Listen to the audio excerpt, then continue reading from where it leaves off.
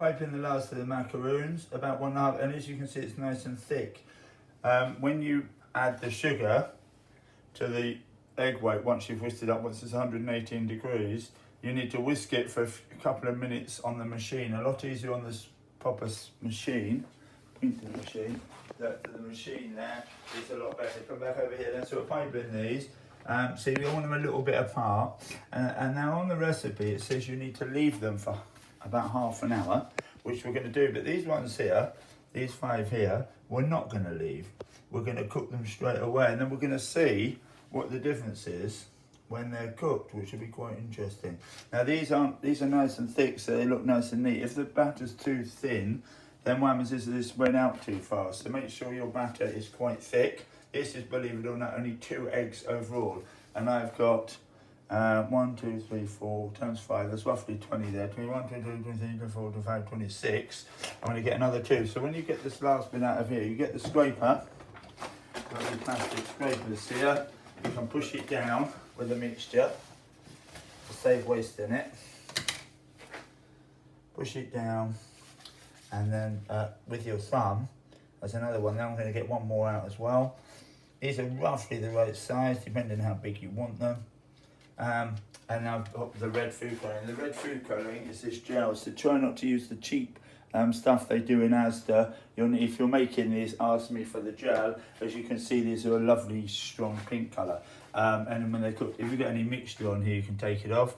Again, I reckon I'm going to just finish that one off. That one looks a little bit small, but these ones are going to get cooked straight away. I've put the oven on 170, gas mark 3, and they cook for about, I think it's 14 or 17 minutes. We'll have a look on the recipe, and I'm going to do it exactly what the recipe says, because I'm tempted sometimes. If you leave them in too long, they get a bit more meringue rather than like macaroons. So we're going to show you these when they come out the oven. Okay, we've got some macaroons here. These are the ones we didn't let rest for half an hour, and these are the ones we did let rest for half an hour.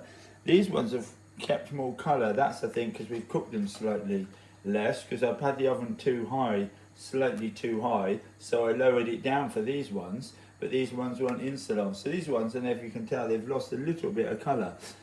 It says 150 in a fan oven, 170 in a conventional oven. I had it on 150 because I was a fan oven. I did exactly 14 minutes, but I reckon in our oven, 145 or 140 might have been enough. But they're nice and soft in the middle. I've just pushed this one. Now we're going to taste them, my son and I, to see if there's any difference between them before we put any cream in. Obviously it's going to be a better thing. Do they look the same? They all look a little bit different. That one was cracked because I pushed it, I think. So I'm going to eat this one.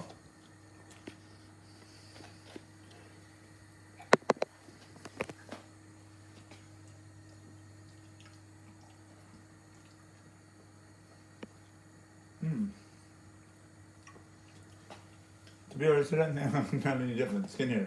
No. No, okay. Somebody's asked me, one of my pupils says, can we leave, do we need to leave them? What's the reason for leaving them? So I thought I'd try it out.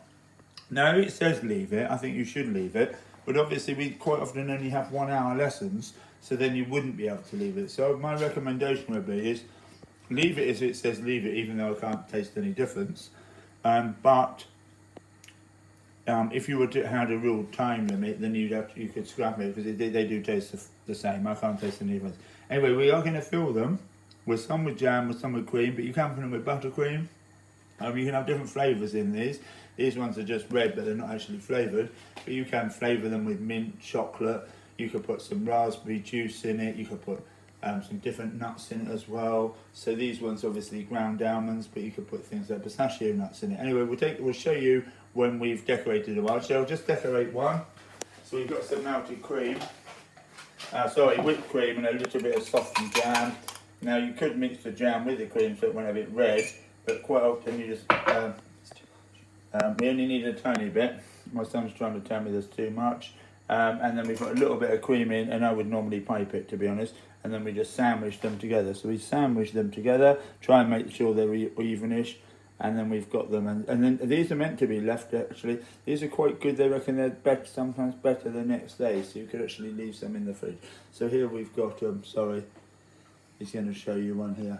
So we've got a finished one there. So you can see they're all pretty reasonably round. They're quite proud as well. If the mixture is too thin, you haven't whisked it up. Once you put the hot sugar in, you have to keep whisking it for a couple of minutes, really. Thank you.